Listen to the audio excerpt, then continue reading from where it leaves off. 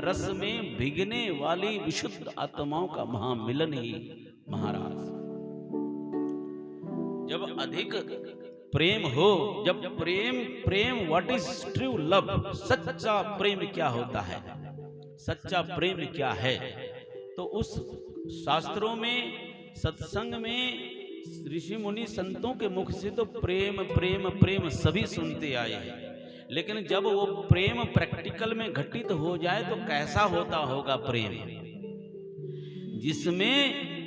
जिसमें देना ही देना है, लेना नहीं, वो विशुद्ध प्रेम क्या होता है। तो उस प्रेम का उदाहरण प्रस्तुत करने के लिए वृंदावन की ये प्रेम लीला है। फॉर एग्जाम्पल, उन्होंने दिखाने के कि हमको बताया कि शुद्ध प्रेम क्या होता है, प्रेम किसका नाम है। प्रेम प्रैक्टिकल में धरती में उतरे तो कैसा लगता होगा, शब्दों में तो सुना, शास्त्रों में तो वर्णन है, लेकिन जब वो व्यवहार में, प्रैक्टिकल में, इंप्लीमेंटेशन में हो तो कैसा दिखता होगा। तो वो दिखाने के लिए प्रेम वृंदावन का। प्रेम और मोह जब हम कहते हैं, वैसे हम फलाने से प्रेम करते हैं, बोलते थे हम आई लव यू, जताना, दुनिया में जताना पड़ता है, और जो जता जता के बोलना पड़े, दिखाना पड़े, वो प्रेम नहीं है। ये जो मैंने तेरे से किया तू भी मेरे से कर, ये जो बोलना पड़ता है, प्रतिफल उस हम मैसेज लिखेंगे उधर से भी चाहेंगे वो भी लिखे है, हम बताएंगे तो वो भी ना बोले तो तकलीफ होती है। ऐसा ही होता है ना दुनिया में। ये जब जता जता के, बता बता के करना पड़े, ये प्रेम नहीं। हर किसी से हम कहते हैं हम तेरे से बहुत प्रेम करते हैं, माँ बाप बच्चों से, बच्चे माँ बाप से, भाई से, बंधु से, संसार से, किसी। ध्यान रखना, जब तक जगत से होगा, ध्यान रखिएगा, ये प्रेम जब तक जगत से होगा उसी का नाम है वासना। क्या है वो? वासना। भले प्रेम बोलते हो आप, वो प्रेम नहीं, ध्यान रखना, प्रेम नहीं, उसका नाम है मोह। क्या है वो? मोह। जब तक दुनिया से करोगे उसका नाम है मोह, और वही प्रेम गोविंद से करोगे उसका नाम है भक्ति। ये आसक्ति और भक्ति। जो इच्छा जगत के लिए है उसी को वासना कहते हैं, और वही इच्छा जगदीश के लिए है तो उसी को उपासना कहते हैं, कोई ज्यादा दूर नहीं। तो कैसा होता होगा प्रेम, विशुद्ध प्रेम क्या होता है, ट्रू लव, सच्चा प्रेम प्रैक्टिकल में क्या होता है, तो ब्रज की लीला है। तो इस तरह से मोह और प्रेम दोनों पर्यायवाची शब्द, सिनोनिम जैसे लगते हैं, पर दोनों में जमीन आसमान का फर्क है। मोह और प्रेम में दोनों में कोई मेल नहीं, नदी के दो किनारे हैं, मोह और प्रेम कतई एक नहीं है, देखने में एक जैसे लगते हैं, कतई एक नहीं, जमीन आसमान का फर्क है, दूर दूर तक नाता नहीं। कैसे? बोले मोह और प्रेम दोनों का स्वभाव अलग है। कैसे? बोले मोह मांगता है, प्रेम देता है। बोलो कृष्ण कन्हैया लाल की। मोह लेकर के खुश है, प्रेम लुटा करके खुश है। जिसमें देना ही देना है, लुटाना है, अपने आप को संपूर्ण वार कर देना है, जिससे मोहब्बत है अपना कुछ नहीं रखना, संपूर्ण उड़ेल देना है, सर्वस्व निछावर करना है, तो उसका नाम है प्रेम। और मोह बदले में चाहेगा, मोह हिसाब किताब रखता है। मोह जो है मैथमेटिकल अप्रोच है, 2 × 2 = 4, मोह हिसाब करता है, 2 गुणा 2 और मिल करके 4 ही होना चाहिए, ये प्रेम का, मोह का हिसाब है। 2 + 2 = 4, ये मोह का हिसाब है।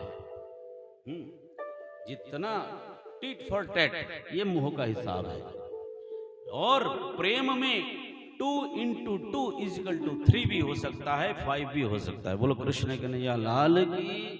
आप उसको शब्दों में किसी भी भूमिका में लिमिट नहीं कर सकते, सीमा में, किसी सीमा में, हद में बांध नहीं सकते।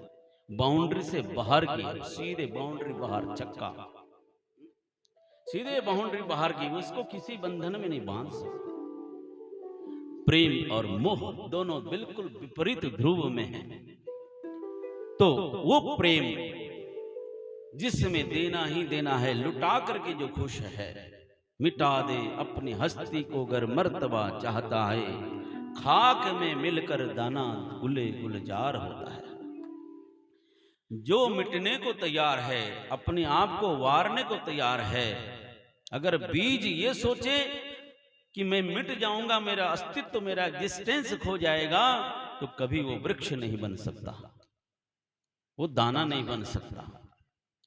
किसी पत्थर में ये लगे कि ये मेरा हथौड़ा, ये मेरे ऊपर हथौड़ा चला रहा है, मुझे चोट लगेगी, तकलीफ होगी, पत्थर अगर ये सोचे तो कभी उसमें मूर्ति नहीं बन सकती है। तो इसीलिए अपने आप को अर्पित करने का भाव, समर्पित, संपूर्ण, सर्वभावेन भारत, कृष्ण कहते हैं सर्वधर्मान परित्यज्य माम एकम शरणं व्रज। सब कुछ छोड़ छाड़ के जैसे तू मेरी शरण में आएगा, अब तुझे कुछ नहीं करना, जो करना मैं करूंगा। तो ऐसा प्रेम जिसमें देना ही देना है, उस प्रेम को व्यवहार में उतारने के लिए वृंदावन की लीला है। तो जब व्यवहार में उतरता है प्रेम में, छोटी छोटी नोक झोंक मामूली बात है, जरूरी भी है। गांव में माताएं लकड़ी जलाती, चूल्हा जलाती हैं, जलते जलते उसमें लकड़ी में कार्बन आ जाता है ना, उसको फिर करना पड़ता है ना, करते कि नहीं करते, माताओं को पता है। उसको थोड़ा और ठोक बजाएंगे तो उसका जो कार्बन है वो सारा गिर जाएगा, फिर लकड़ी जो है बढ़िया तरीके से अग्नि प्रज्वलित होती है। ऐसे ही प्रेम अधिक हो, प्रेम रस बरस, तो बीच में कभी कभी नोक झोंक, ठोका ठाकी, ये सब। तो वृंदावन में भी यही प्रेम लीला चलती थी। तो गोपियों ने सोचा, जब देखो तब देखो हमारे घर के आगे पीछे मंडराता रहता है, तो तेरा कोई काम तो है नहीं, जब देखो हम अपना हमारे पीछे पीछे पड़ता रहता है। गोपियों ने ये ताना दिया और कन्हैया बोले, जाओ जाओ, तुम्हारे पीछे जाता ही कौन है, तुम ही बहाना बना बना के मैया के पास आती हो है, और मुख से शिकायत करती हो और आंखों से मुझे घूरती हो है। तो तुम्हारा तो बहाना है, मेरे बिना तुम्हारी दाल गलती नहीं, मेरे बिना तुम खाती पीती नहीं, और मेरे बिना तुम तो सुखी जाती हो, इसलिए तुम आती हो मेरे पास, मैं नहीं जाता तुम्हारे पास। गोपियां बोले, जा जा, तेरे पास आता ही कौन है, तू काला कलूटा कहीं का, रोटी का जो तवा है, तवे के पीछे का जो काला है, उससे भी काला कलूटा तो है, तेरे पास आता ही है, तेरा चेहरा देखने लायक ही कहाँ है। हाँ, नोक झोंक चल रही है ना, तो कई उसके साथ माता जी लड़ती रहती है, बड़ा मजा आता सुन करके, प्यार है। तो जहां प्रेमादि का ऐसा लगता है कि सचमुच में लड़ाई तो नहीं हो रही, फिर 2 मिनट बाद दोनों हंस रहे होते, बोलो कृष्ण कन्हैया लाल की। हाँ, भाटिया जी के साथ बड़ी लड़ाई होती इनकी। हाँ, और भी जो इनके जो हमारे साउंड वाले पवन भाई के साथ हुई, तो मैं कई बार हैरान होता हूँ देख करके, बाद में भयंकर बड़ी बड़ी ऐसी बड़ी बातें होती, देखें थोड़ी देर में हंस रहे होते दोनों, बोलो कृष्ण कन्हैया लाल की। हाँ, तो ऐसी नोक झोंक जो है इतनी ज्यादा बढ़ गई, इतनी ज्यादा बढ़ गई दोनों कृष्ण और सखियों के बीच में कि कट्टी कर ली, जाओ कट्टी कर ली, बोल चाल बंद हो गई, दोनों में आपस में कट्टी कर ली, सचमुच में कट्टी कर ली। 1 दिन नहीं, 2 दिन नहीं, 52 दिन तक। कितने दिनों तक? 52 डेज। 52 दिन तक जो एक पल भी एक दूसरे के बिना रह न सकते हो, और 52 दिन तक दूर रहना पड़ जाए तो क्या हालत रही होगी दोनों की, है ना।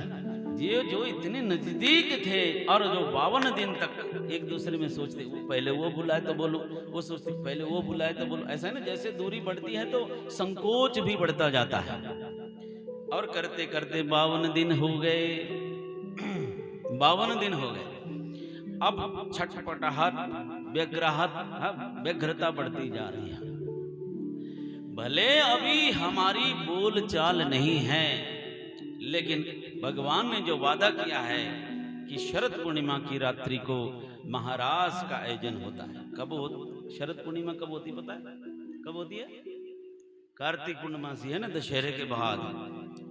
तो भगवान ने वचन दिया है कि भले अभी बोलचाल नहीं है तो क्या हुआ, शरद पूर्णिमा की रात्रि प्रभु ने हम सबको वचन दिया है, वो वचन से भागेंगे नहीं और महाराज का आयोजन में हमें प्रभु अवश्य बुलाएंगे और वहीं एक साथ महामुलाकात हो जाएगी।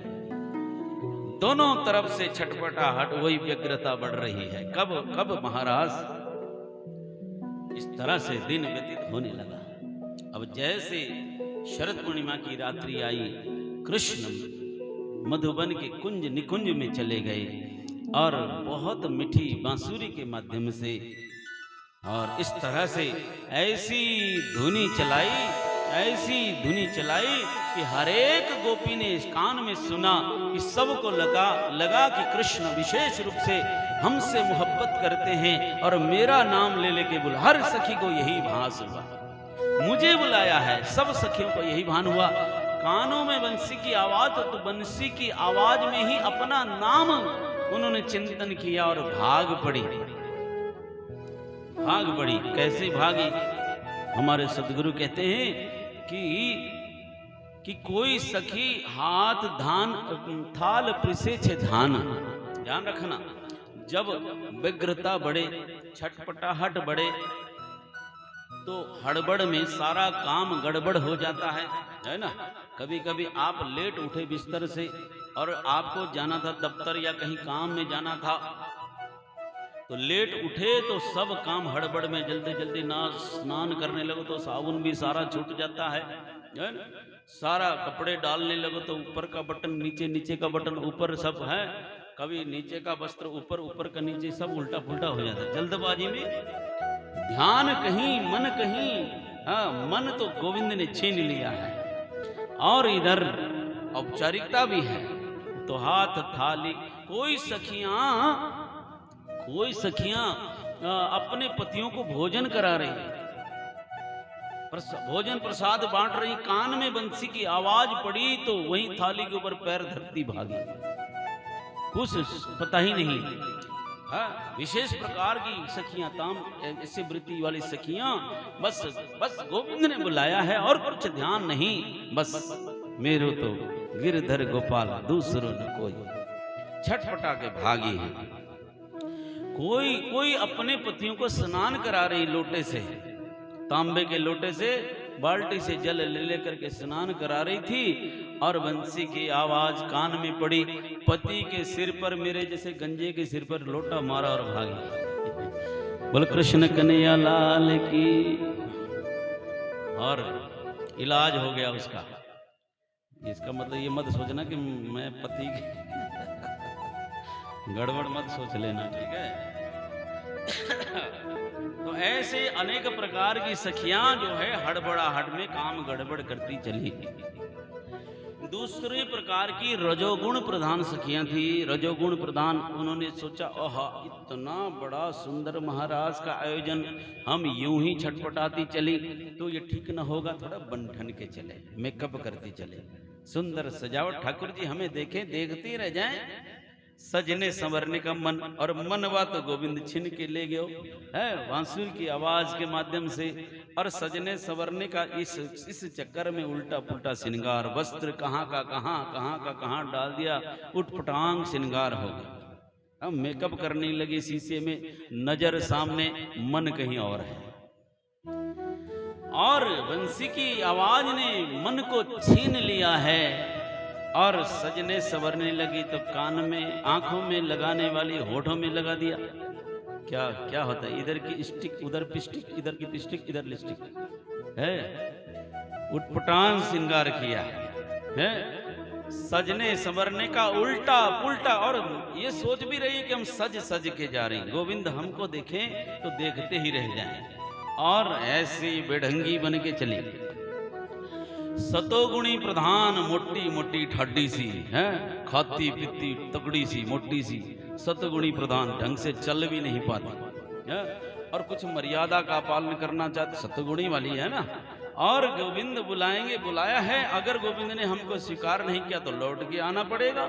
घर वालों ने अगर, तो घर वालों से इजाजत लेके जाएं, पूछें मर्यादा, हम मर्यादा वाली हैं, पूछ लेंगे, आज्ञा लेकर के जाएं, है ना। अगर वहां गोविंद ने स्वीकार नहीं, लौट के आए तो कम से कम दरवाजा खोलने वाला तो हो।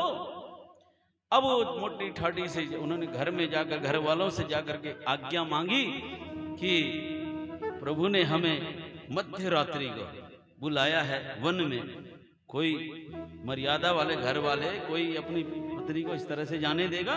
खबरदार, घर से बाहर पैर रखा था है? तुम तो हमारी बहू हो, हमारी इज्जत हो, अगर इस तरह से तुम चले गए, उनको क्या पता कि कृष्ण प्रेम रस में भीगने का क्या मतलब है।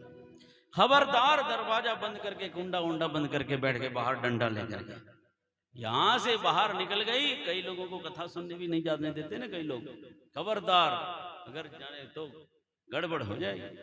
वैसे ही जो है दरवाजा बंद करके ताला लगाकर डंडा लेके सामने खड़े हो गए। तो इन गोपियों ने, सतगुणी प्रधान गोपियों ने सोचा कि ये लो कर लो बात, ये इस शरीर पर इनका अधिकार है, इनके साथ ब्याह के हम आई हैं, इस शरीर पर इनका अधिकार है, और हमारी आत्मा तो गोविंद को स्वीकार कर चुकी है। लो, तुम्हारा शरीर तुम्हें मुबारक, करती हुई शरीर को वहीं छोड़ा और आत्म रूप से परमात्मा के तरफ चल पड़ी। बोलो कृष्ण कन्हैया लाल। और आगे जब गई तो ये रंग बिढंगी गोपियां उल्टी पुल्टी सारा पुट्ठा पुट्ठा श्रृंगार करके आई है, सोच रहे हैं कि हम बहुत अच्छी हैं, और देखो तो सबसे उटपटांग हरकत। उटपटांग किसको बोलते पता है? उटपटांग का मतलब क्या है? इसको संधि विच्छेद करो। उटपटांग कैसे बोलते? ऊंट पे टांग। ऊंट, राजस्थान का ऊंट है, नीचे खड़ा होकर के एक टांग ऊंट के ऊपर रखना चाहो तो क्या हो है? ये वहीं से आया है शब्द है, ऊंट, ऊंट पे टांग, इस पूरा मिला करके ऊंट पे टांग है। समझ में आई बात? ऊंट पे टांग हो गया। नीचे बैठ के ऊंट के ऊपर टांग धरना चाहो, किसी किसी की आदत होती ना, हर बात पे ऊंट पे टांग हरकत कर देते। तो ये है, जहां कहीं मैच न होता हो, मेल न खाता, उल्टी पुल्टी बात करे, उसके सारे हरकत ऐसी हो तो बोलते ये ऊंट पटांग बात करेगा है। तो ऊंट पटांग हरकत के साथ ही सखियां गई। कन्हैया ने कहा योग माया, ऐसी बद्दी बद्दी गोपियों के साथ रास करूंगा मैं, ऊंट पटांग है। योग माया की सहायता से उन सब सखियों को क्या किया? ध्यान रखना, संसार के शरीर के साथ महारास नहीं हुआ है। एक एक बात पे ध्यान रखना, मैं उस पे जाने का प्रयास कर रहा हूं, यद्यपि समय बहुत तेजी से भाग रहा है। संसार के शरीर के साथ कृष्ण ने जो भी लीला की वृंदावन में, ये भोग लीला है, भोग लीला नहीं योग लीला है, चिंतन के लिए है। तो संसार के शरीर के साथ रास नहीं, उन सब सखियों को योग माया ने एक विशेष प्रकार का स्वरूप दिया है। संसार का शरीर वहीं छूटा, किसी के पास संसार का शरीर नहीं, एक दिव्य स्वरूप धारण किया। सारी सखियों ने दिव्य स्वरूप में दिव्य स्वभाव दिया सब सखियों का। अब कोई सतगुणी नहीं, तमोगुणी नहीं, रजोगुणी नहीं, एक ही प्रेम गुण में, प्रेम रस में भीगने वाली सखियां हैं। इस तरह से अब वहां कोई किसी एक ही प्रकार का स्वरूप, एक ही प्रकार का स्वभाव और एक ही प्रकार का श्रृंगार, अब कोई भेद नहीं। अब तो कौन सखी है? अब वही कृष्ण है, वही सखी है। अब आत्मा और परमात्मा, जैसे नदी, नाले, झरने, पहाड़ से छोटी छोटी नदियां आती है ना,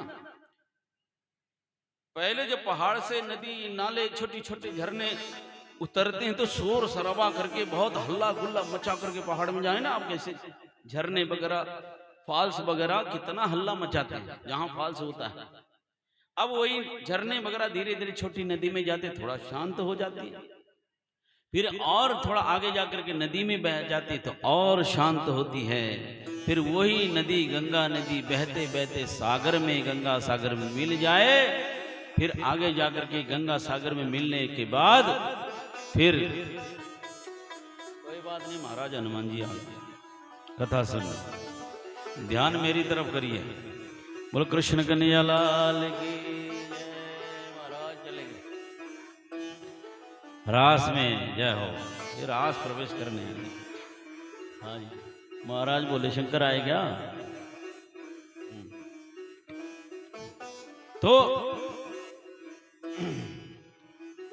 अब वो नदी नाले झरने सब नदी बन के जाकर के गंगा में मिले, गंगा जी जाकर के गंगा सागर में मिल गई।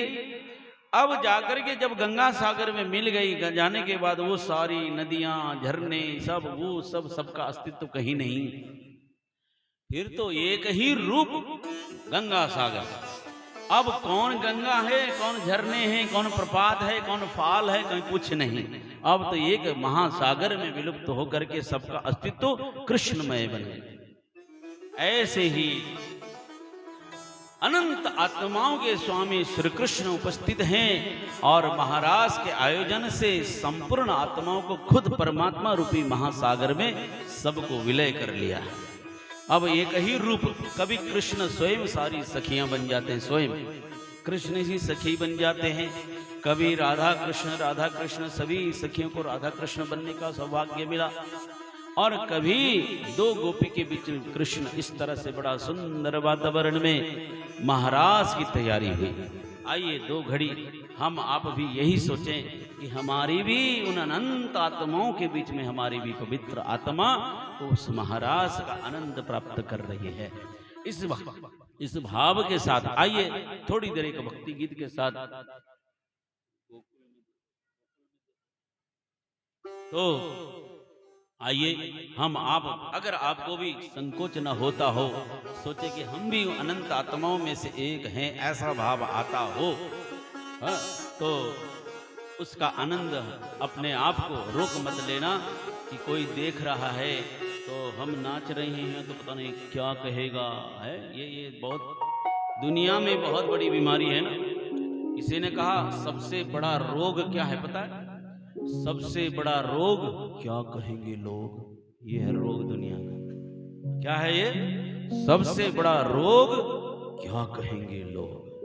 तो यही सारा चौपट असली जीवन का रस छूट जाता है। तो इसलिए ये ना सोचें अगर हम आनंद में ना आए तो क्या कहेंगे मेरे प्रभु, ये भाव के साथ तो झूमते हुए आनंद के साथ महाराज में अपने आप को आनंदित करना है, ये भाव के साथ आइए रास। गोकुल में देखो, गाने तो दो। गोकुल में देखो, वृंदावन में देखो, वंशी बाजी रे, श्याम संग राधा नाची रे। आनंद लेना है। हो गोकुल में देखो, वृंदावन में देखो, गोकुल में देखो, वृंदावन में देखो, बंशी बाजी रे, श्याम संग राधा नाचे रे, श्याम संग राधा नाचे रे, श्याम संग राधा नाचे रे, श्याम संग राधा नाचे रे।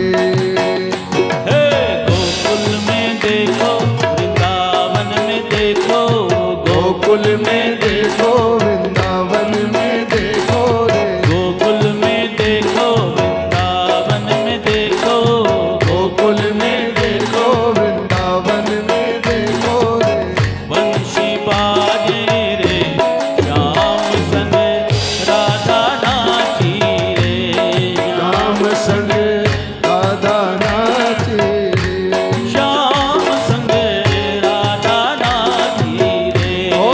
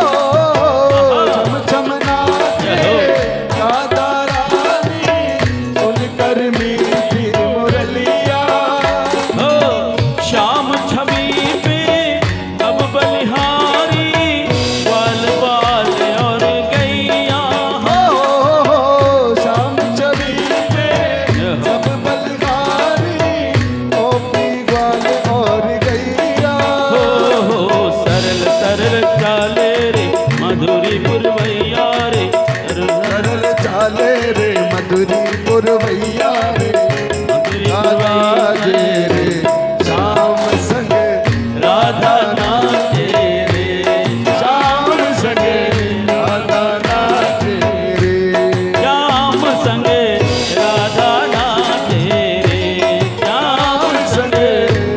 दोनों हाथ ऊपर करके जय हो। हे राधे हे राधे हे राधे।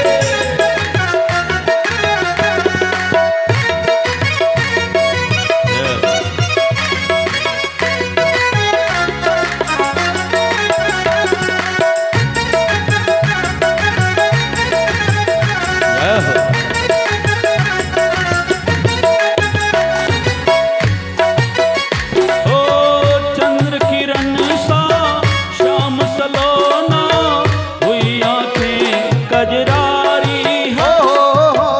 चंद्र किरण सा श्याम सलोना दो आंखें कजरारी ओ चंद्र किरण सा श्याम सलोना हुई आंखें कजरारी हो। चंद्र किरण सा श्याम सलोना दो आंखें कजरारी ठुमक ठुमक नाचे गोपियन के संग जग के पालनहारी। चम चम नाचे गोपियन के संग जग का पालनहारी हंस बिहारी संग राधा सुकुमारी, रास बिहारी संग राधा सुकुमारी से ब्रज में विराजे रे, श्याम संग राधा नाचे रे, श्याम संग राधा नाचे रे हे गोकुल में देखो वृंदावन में देखो, गोकुल में देखो वृंदावन में देखो रे बंशी बाजी रे, श्याम संग राधा नाची रे, ओ श्याम संग राधा नाचे रे श्याम संग माता नाची रे। ओ श्याम संग राधा नाचे हे राधे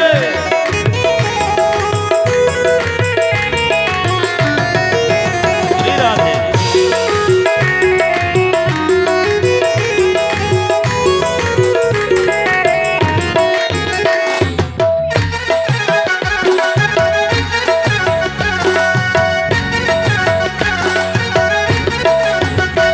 और यमुना तट पर बंशी बट पर कान्हा रास रचाए हो।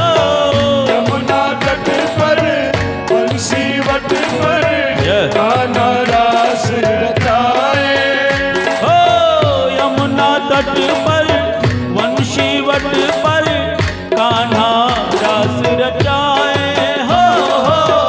यमुना तट पर बंसी वट पर यह कान्हा रास रचाए गोपी बनकर शंकर आए, गोपेश्वर कहलाए हो। गोपी बनकर शंकर आए, गोपेश्वर कहलाए हो गोपी बनकर शंकर आए, गोपेश्वर कहलाए हो। गोपी बनकर शंकर आए गोपेश्वर कहलाए डम डम डमरू बाजे कान्हा की मुरली पे, डम डम डमरू बाजे कान्हा की मुरली पर डम डम डमरू बाजे कान्हा की मुरली पे, डम डम डमरू बाजे कान्हा की मुरली हे सब जग नाचे रे, श्याम संग राधा नाचे रे, श्याम संग राधा नाचे रे, श्याम संग जय हो। हे गोकुल में देखो वृंदावन में देखो, गोकुल में देखो वृंदावन में देखो गोकुल में देखो वृंदावन में देखो, गोकुल में देखो वृंदावन में देखो पंछी बाजे रे श्याम संग राधा नाची रे श्याम संग राधा नाची रे श्याम संग राधा नाची रे ओ श्याम संग राधा नाची रे रास रचो है रास रचो है यमुना किनारे सखी रास रचो है ओ रास रचो है रास रचो है दोनों हाथ ऊपर करके किनारे गाना रास रचो है रास रचो है यमुना किनारे सखी रास रचो है रास रचो है रास रचो है यमुना किनारे गाना रास रचो है रास रचो है यमुना किनारे सखी रास रचो है रास रचो है रास रचो है यमुना किनारे सखी रास रचो है यमुना किनारे सखी रास रचो है यमुना किनारे सखी रास रचो है यमुना किनारे सखी रास रचो है यमुना किनारे सखी रास रचो है। श्री रास बिहारी लाल की तुसी किथे गए सब रास में ही है क्या है? हाजिरी तो लगा दो आज और कल की बात है कल परसों से परेशान नहीं करेंगे पक्की बात इसीलिए थोड़ा उत्साह दिखाते हुए श्री रास बिहारी लाल की रास के रसिया की आज के आनंद की बड़ा आनंद हुआ तो सज्जनों कहते हैं 6 मास पर्यंत भक्त और भगवान के बीच में आत्मा और परमात्मा के बीच में ये महारास चांद वहीं पर रुक गया ग्रह नक्षत्र सब ठिठक गए समय ठहर गया इस प्रकार वो आनंद रस सागर प्रभु ने अनंत आत्माओं को समर्पित किया लेकिन दुनिया में संसार में ये जगत में जो है सुख अधिक दिन टिकता नहीं सुख जो है उस पर मानो किसी की नजर लग गई इधर कंस ने सोचा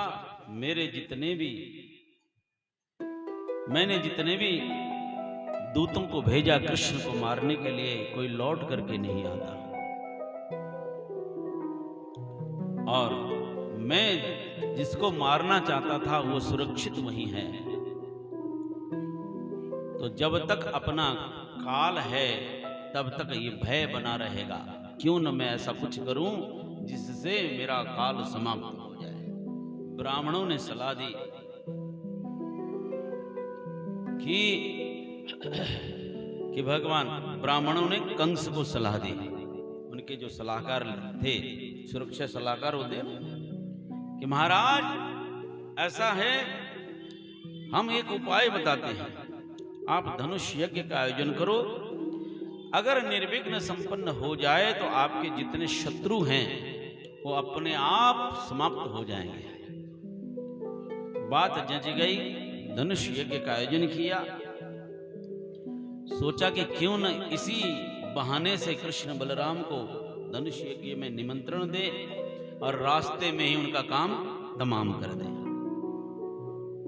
इस भाव के साथ अक्रूर महाराज को चिट्ठी पत्री दे करके निमंत्रण का कार्ड दे करके भेजा और वहां जाकर के अक्रूर महाराज ने ब्रजवासियों को जो निमंत्रण दिया है पहले तो स्वागत सत्कार खूब जम के हुआ जब अक्रूर ने आने का कारण बताया तो ब्रजवासियों को नंद बाबा को यशोदा को इतना आघात लगा कि कभी सपने में भी नहीं सोचा था कि हमारा प्राण धन्य जो है हम सबको छोड़ करके जाएगा विशेष करके मैया यशोदा मां का हृदय उनका कलेजा मुंह को आने लगा कि अभी तक जिस आनंद रस में एक पल भी भान नहीं रहा परम पिता परमात्मा उनका पुत्र बन करके बालक बन करके उन सब ब्रजवासियों को आनंद रस दे रहा है और उन सब ब्रजवासियों के आनंद के कारण को ही कोई छीनने आया है, लूटने आया है। आज बहुत व्यथा हुई। धीरे धीरे संध्याकालीन अवस्था में माँ का कलेजा मुंह को आने लगा है। अपने हाथों से भोजन कराया। रात्रि विश्राम को गई है माँ। दोनों बालकों को साथ में सुलाती है कि आज माँ की आंखों में नींद तो कहां अश्रुधार बरस रही है कि कल से मैं किन का पीठ थपथपाते हुए सुलाऊंगी है। हमारा प्राण धन हम सबको छोड़ के जाएगा। हिचकियां भर भर के मैया तो सोचने लगी, मेरे रोने की हिचकियों से कहीं मेरे लाल की आंखों में कहीं इसकी नींद न टूट जाए। मां है ना। और वहां से उठ पड़ी। बाहर तुलसी मठ पे झुक करके अपने मन के भाव आंसू के माध्यम से उड़ेलने लगी। सिसकियों की आवाज से कन्हैया की आंखें खुली। मैया, अरे ओ मैया। मैया है नहीं। सिसकियां की आवाज सुनकर देखा तो मां सिसकियां भर भर के रो रही। दौड़े चले गए, गोदी में बैठे अपने पीतांबर से आंखों को पोंछने लगी। मां, तू क्यों रुदन करती है? तेरे रोने का कारण बेटा मैंने सपने में भी कभी नहीं सोचा था। कभी दूर दूर तक मन में ख्याल भी नहीं आया कि तू हम सबको छोड़ करके जाएगा। तेरे बिना हमारा आसरा कौन है, सहारा कौन है? इस वृद्ध अवस्था में तुझे पाकर के हम धन्य हो गए थे, लेकिन आज वो सब सुख का मूल कारण तुम गोविंद हम सबको छोड़ के जा रहे हो। इसीलिए अब तुम जाने के बाद लौट के आओ न आओ इसका कोई पता नहीं, लेकिन मेरे मन में एक बोझ है बेटा, एक गांठ है। सारी सखियां उल्हाना देती है, नंद बाबा गोरे, मैया यशोदा गोरी, यो कारो कारो कहां से आयो? ये इस घर का लगता नहीं। बेटा मैंने सुना है कि तू मेरा नहीं, तू देवकी का जाया है, और मैंने तो तुझे सिर्फ पाला है। मेरा अधिकार तुम पर इतना नहीं। तेरी वास्तविक मां तेरा इंतजार, तेरी प्रतीक्षा में है, लेकिन हमारा क्या? तेरे बिना हम सांस तक नहीं ले सकते। लेकिन तू अब अपनी असली माता के पास जा रहे हो, लेकिन जाकर के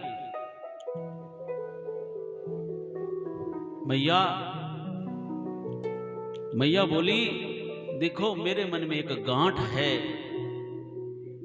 कि तू देवकी का जाया है। तो कन्हैया ने कहा, मां दुनिया चाहे कुछ भी कहे, दुनिया का मुख कौन बंद कर सकता है? दुनिया कुछ भी बोले, लेकिन मैं तुझे वचन देता हूं मैया, अगर दुनिया में मैं जाना जाऊंगा तो मैं नंद बाबा और यशोदा के पुत्र के रूप में जाना जाऊंगा। मैं तो तेरा हूं, तेरा लाल हूं। बेटा एक गांठ और है। सारी सखियां तेरी शिकायत कर करके मेरे पास आया करती, और तूने एक दिन तो मुझ पर ही धावा बोल दिया, मेरे घर में धावा बोल दिया और मटकियां फोड़ दी। मेरे घर में इतना उपद्रव मचाया कि मैं कठोर हो गई और तुझे मैंने उखली के साथ बांध दिया। मैं वो दिन याद करती हूं तो सिहर उठती हूं, तेरा कोमल बदन।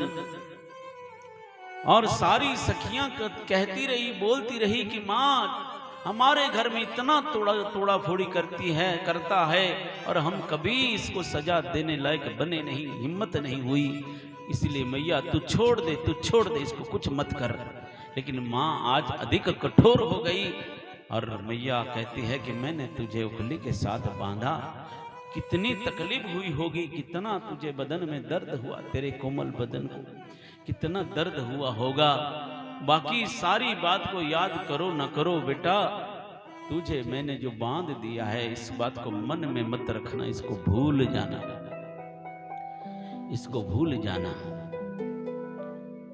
तो गोविंद कहने लगे, मां एक बात याद करो, बाकी सब बात मैं भूल सकता हूं, लेकिन तूने मुझे जो बांध रखा है प्रेम के धागे से, मैं चाह करके भी भूल नहीं सकता। चाह करके भी तूने मुझे प्रेम के बंधन में ऐसे बांध दिया है, जकड़ दिया है, उस बंधन से मैं मुक्त होना भी नहीं चाहता। उसी प्रेम के बंधन में मैं सदा बंधा हुआ हूं, इस बात को मैं चाह करके भी भूल नहीं सकता। रोते बिलखते सुबह हो गई, अपने हाथों से स्नान कराया, मंगल श्रृंगार किया। आज सोचती है कि आज अंतिम दिन है।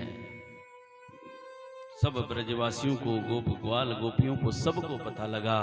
सब रोते बिलखते नंद बाबा का आंगन भर गया है, सबको सांप सूंघ गया है। सूना वातावरण, अक्रूर ने रथ तैयार किया, सबको रोते बिलखते श्याम सुंदर जाने लगे। जीवन धन मथुरा चले गए, गोकुल की करुण कहानी है। जीवन धन मथुरा चले गए, गोकुल की करुण कहानी है।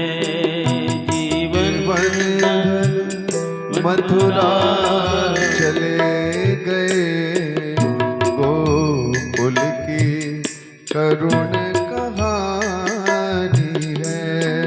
दिल दे बैठे निर्मोही को, दिल दे बैठे निर्मोही को, कैसे हुई ये नादानी है।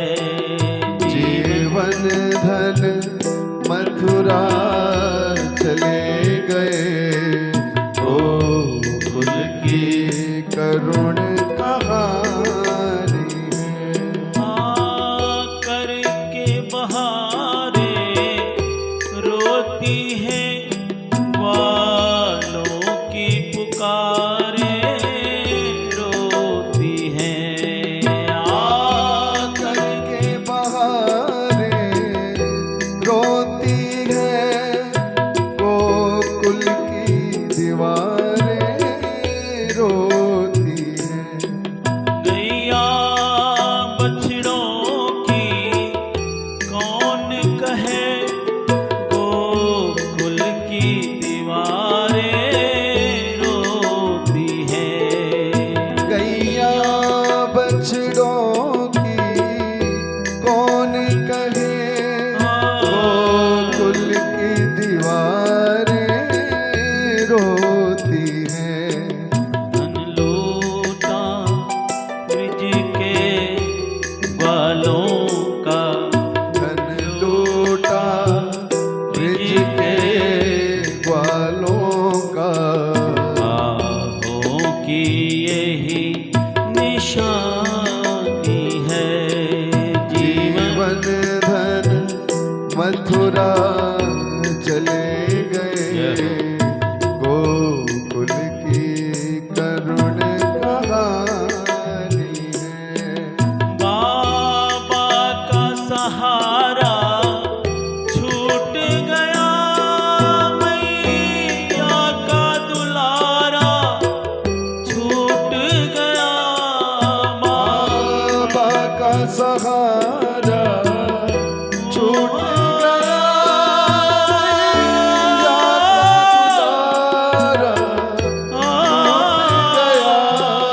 बाबा का सहारा छूट गया, मैया का दुलारा छूट गया।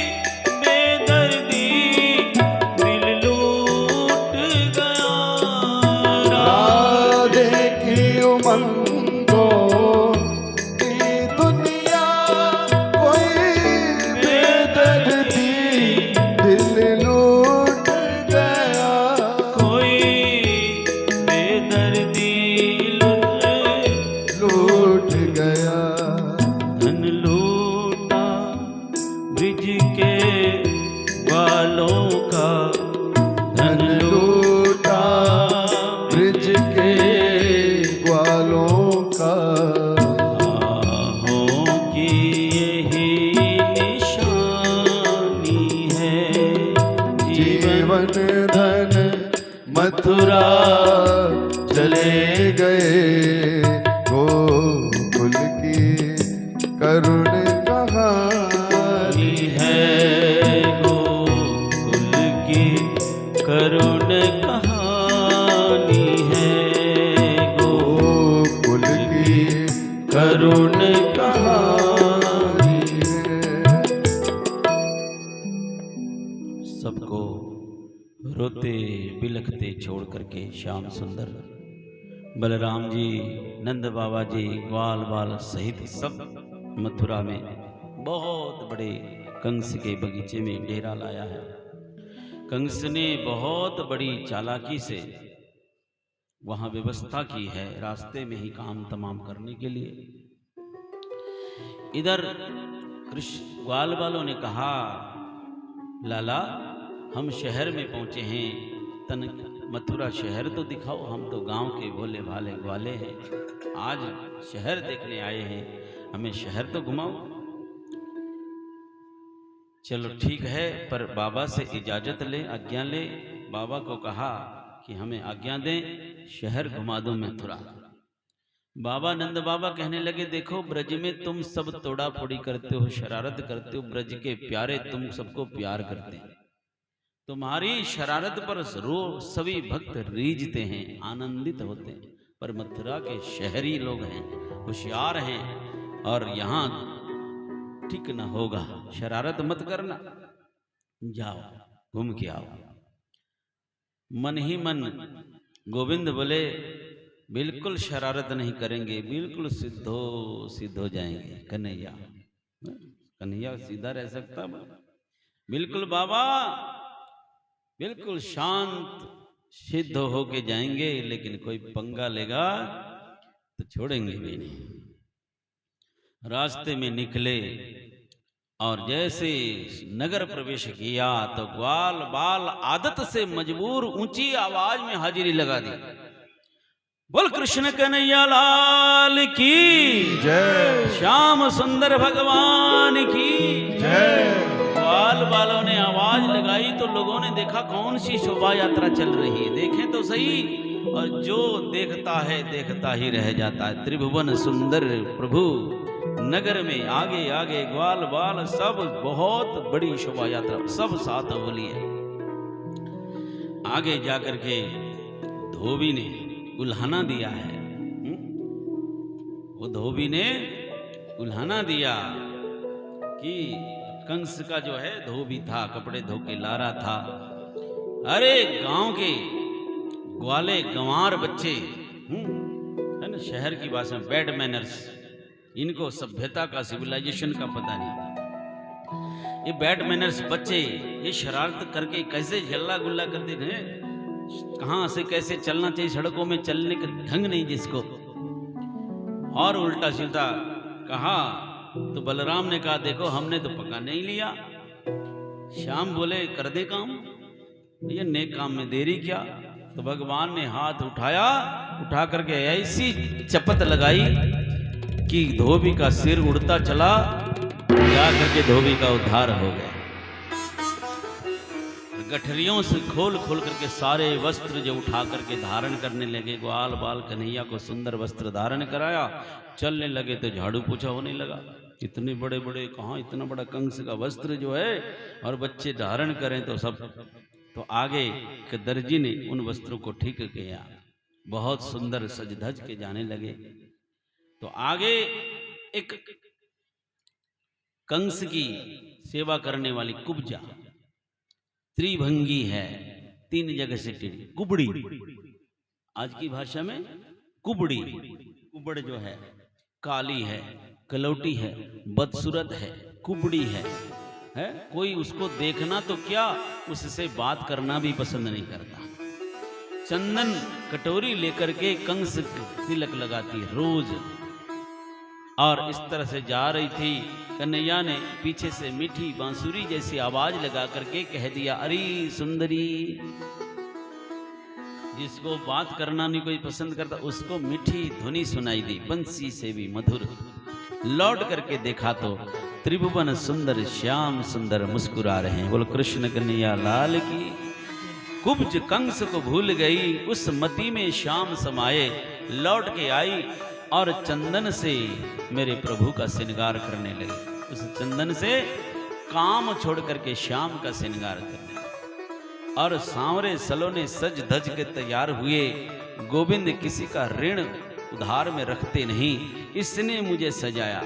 अपना श्रृंगार तो सभी करते हैं, जो गोविंद का दरबार सजाते हैं गोविंद उसकी जिंदगी सजा देते हैं। बोलो कृष्ण कन्हैया लाल की। कुब्जा ने मेरा श्रृंगार किया है। प्रभु ने कहा चलो। फिर पीछे से प्रभु आए, दाएं हाथ से दायां कंधा पकड़ा, एक दायां घुटना मोड़ करके घुटने से कुबड़ में रखा और एक हाथ से ठोड़ी पकड़ी और एक हाथ से कंधा पकड़ा और एक पैर उठा करके कुबड़ में धर दिया। और इस तरह से पूरा बैलेंस बना करके प्रभु ने ऐसा झटका मार दिया कि जब झटका पूरा हुआ तो सामने राधा से भी सुंदर नारी प्रकट हो गई। बोलो कृष्ण कन्हैया लाल की। इस तरह से सबको आनंदित करते हुए गोविंद आगे जा रहे हैं। कुबलया पीड़ा हाथी को मदिरा पान करा करके तैयार किया था, भगवान ने उसका उद्धार किया। चाणूर मुष्टिक का उद्धार किया, भगवान ने आज आगे जाकर के कंस का भी उद्धार कर दिया। बोलो कृष्ण कन्हैया लाल की जय हो। ये टिक टिक मैया मुझे भगा रही है, पूरा प्रसंग नहीं सुना पा रहा। तो इसलिए भगवान ने जो है क्या कहा था पंडितों ने, निर्विघ्न रूप से धनुष यज्ञ संपन्न हो तो तुम्हारे शत्रु मारे जाएंगे। लेकिन यहाँ चले गए भगवान, धनुष यज्ञ चल रहा था, बीच में जाकर के भगवान ने धनुष यज्ञ को तहस नहस कर दिया। तो कंस को डर लगा, भागा। कंस सिंहासन से उतर के भगवान ने जंप मार करके कंस के ऊपर हावी हो गए और सिंहासन डोला, कंस नीचे दब गया। भगवान सिंहासन के ऊपर आ गए और इतना शरीर का भार बढ़ाया, इतना भार बढ़ाया, कंस वहीं दब करके उसका प्राणांत हुआ। भगवान ने उसको धाम भेज दिया। बोलो भक्त वत्सल भगवान की। क्या बात है। अब नाराज है, कंस के मरने पर भी अफसोस करके बैठे बेचारा। रिश्तेदार हो, जो रिश्तेदार हो जय नहीं बोल रहे थे। कंस के राक्षस के मरने पर भी अफसोस करने बैठे। अफसोस करने तो नहीं बैठे, कंस के लिए खुशी हुई हो तो जैसे ब्रजवासियों को हुई, प्यार से हाजिर है। बोलो कृष्ण कन्हैया लाल की जय हो। कृष्ण कन्हैया लाल की जय हो। भक्त वत्सल भगवान की जय हो। तो सबका मन भाव था कि कृष्ण को राजा बनाओ। कृष्ण कहने लगे मैं राजा बनने नहीं आया। और क्या किया, वसुदेव देवकी अभी तक नजरबंद थे, भगवान गए उनको आजाद किया। इधर गुरु संदीपनी महाराज उग्रसेन महाराज कंस के पिता ने कंस के पिता को, अपने पिता को नजरबंद करके स्वयं राजा बन के, स्वघोषित राजा बन के बैठा था। प्रभु ने उग्रसेन को आजाद कराया, माता पिता को आजाद कराया, उग्रसेन को अपने हाथों से राज तिलक किया। और उज्जैन से गुरु संदीपनी महाराज का आगमन हुआ और उपनयन संस्कार किया दोनों बालकों का। और जिनकी विद्या प्राप्त करके जिनको पाना है, जिस ब्रह्म को विद्या के केंद्र बिंदु, स्वयं आज विद्या अध्ययन करने के लिए गुरुकुल में उज्जैन की तरफ, कि दुनिया में जो भी आया शिक्षा प्राप्त करना आवश्यकता है। और गए 64 दिन में 64 कला की विद्या प्राप्त करके वापस आए। और सभी मथुरा वासियों का मनोभाव और उग्रसेन की वृद्धावस्था सब देख करके उग्रसेन महाराज ने भी सोचा, और सबका भाव ये था अब कृष्ण योग्य बन के आए हैं। और इस तरह से सबका भाव स्वीकार करते हुए उग्रसेन महाराज ने श्री कृष्ण पढ़ लिख करके योग्य बन के आए तो अपने ही हाथों से सिंहासन में बिठाया और राज तिलक करके गांव में गायों के पीछे डंडा लेकर के गायों के पीछे घूमने वाला ग्वाला आज मथुरा अधिपति नरेश बन गया। बोलो कृष्ण कन्हैया लाल की। और दिन भर शासन के काम में उलझते हैं और इस क्रम में ब्रजवासियों को बोल के आए थे कि मैं बस यूं गया और यूं आया, लेकिन उस शासन क्रम में इतने उलझे कि अब मथुरा की ब्रजवासी की तरफ, वृंदावन वालों की तरफ ध्यान देना भूल गए।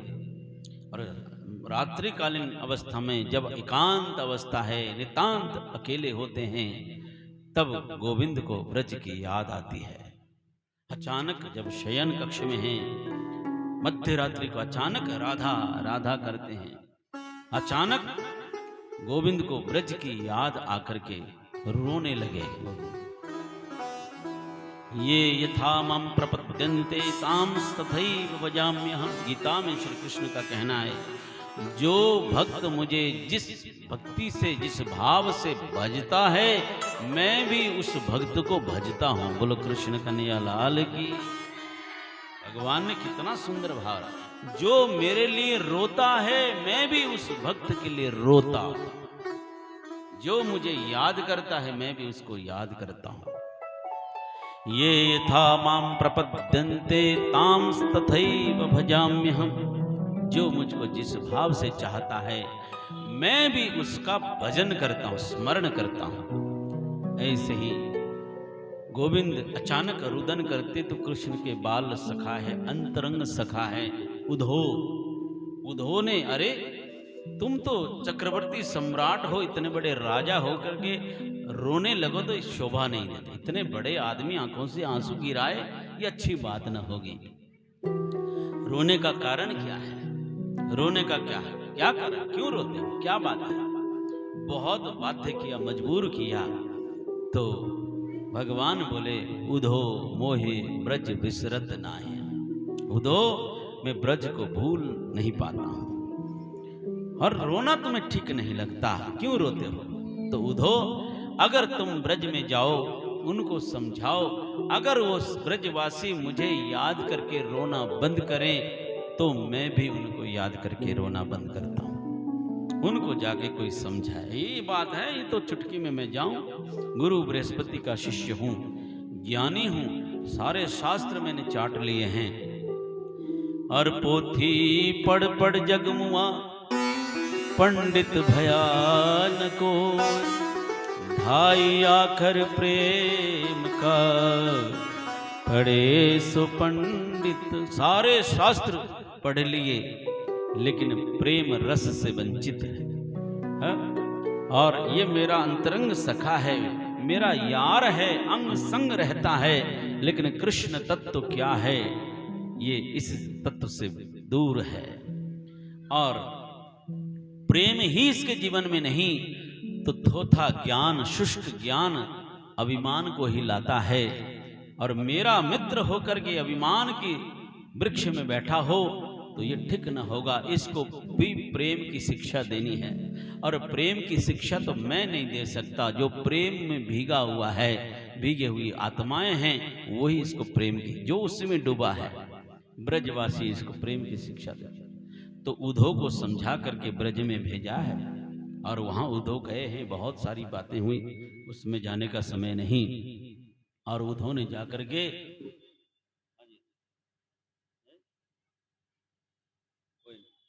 अभी तो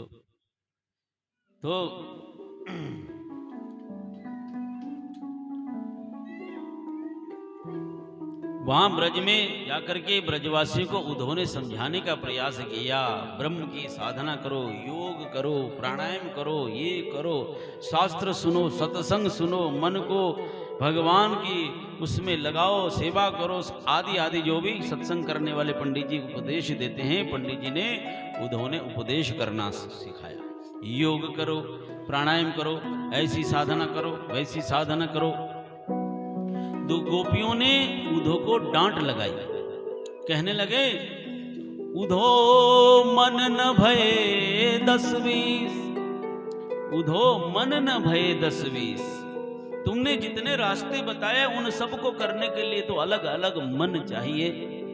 उधो मन न भये 10-20, एक हु तो जो गयो श्याम संग, कौन आराधो ईश। उधो मन न भये 10-20, हमारे पास अनेक अनेक मन नहीं, एक हु तो जो गयो श्याम संग, और कौन आराधो ईश। तुमने जो रास्ते बताए उन सबको करने के लिए अनेक मन चाहिए, हमारे पास तो अपनी अवस्था का पता नहीं और तुम इतने सारे मार्ग बता रहे हैं। उधो जा जा रे उधो तुरिया जा, दुखियां नू सता के की लेना। जा जा रे उधो तुरिया जा, दुखियां नू सता के की लेना। जेड़े जख्म शाम ने लाए ने, जेड़े जख्म शाम ने लाए ने, असी जख्म वखा के की लेना। असी जख्म वखा के की लेना। असी जख्म वखा के की लेना। साडे रिश्ते नाते छड़ देते। उधो एक बार वो बुलाता था, हम कुछ नहीं देखती थी, सब कुछ छोड़ छाड़ के दुनिया त्याग करके आने को तैयार होती। और आज वो ऐसे गया, मुड़ करके देखने के लिए उसके पास वक्त नहीं। साडे रिश्ते नाते छड़ देते, असी भेद भाव सब छड़ दिते। साडे रिश्ते नाते छड़ दिते,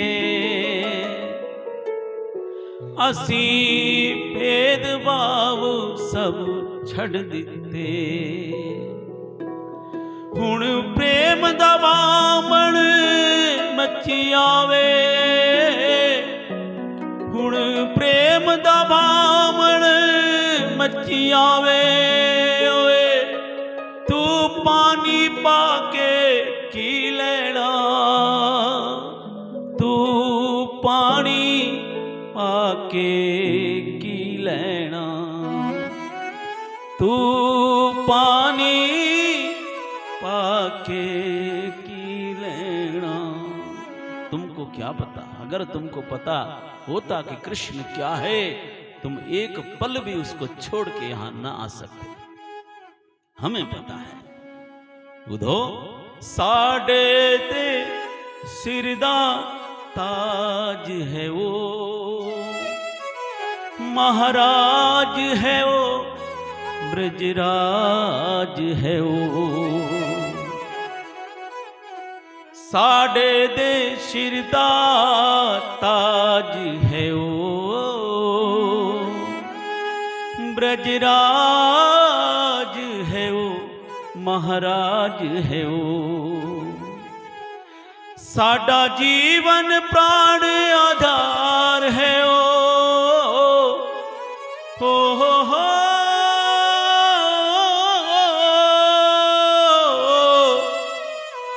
साडा जीवन प्राण आधार है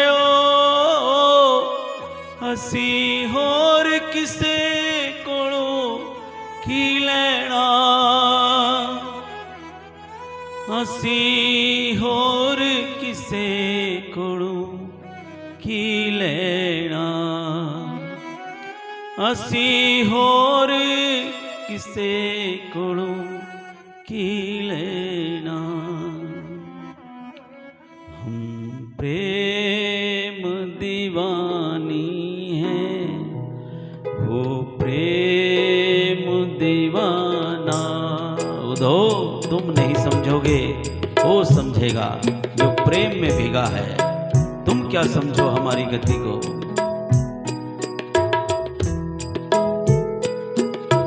प्रेम दीवानी है वो प्रेम दीवाना, प्रेम दीवानी है वो प्रेम दीवाना। ऐ ऊधो हमें ज्ञान का, ऊधो हमें ज्ञान की, ऐ ऊधो हमें ज्ञान की, ऐ ऊधो हमें ज्ञान की, पोथी न सुनाना। प्रेम दीवानी है वो प्रेम दीवाना, प्रेम दीवानी है वो प्रेम दीवाना। ऐ ऊधो हमें ज्ञान की, ऐ ऊधो हमें ज्ञान की, पोथी न सुनाना। प्रेम दीवानी है वो प्रेम दीवाना, हम प्रेम दीवानी है वो प्रेम दीवाना, हम प्रेम दीवानी है वो प्रेम दीवाना, प्रेम दीवानी वो प्रेम दीवाना। इन गोपियों का भाव देख करके उधो सीधो भयो है। उधो का सारा अभिमान चूर चूर हुआ और विधाता को कोसने लगे। ऐसी प्रेमियों को छोड़ करके वो वहां मथुरा बैठा हुआ है। अब मैं जाकर के उल्टा उसको डांटता हूं। देखो किसको समझाने आया। इतना निष्ठुर छलिया, इतने प्रेमियों को भूल कर कैसे बैठा हुआ है। लौट के चले तो वहां जाकर गोविंद मुस्कुरा के उधो को स्वागत करने लगे।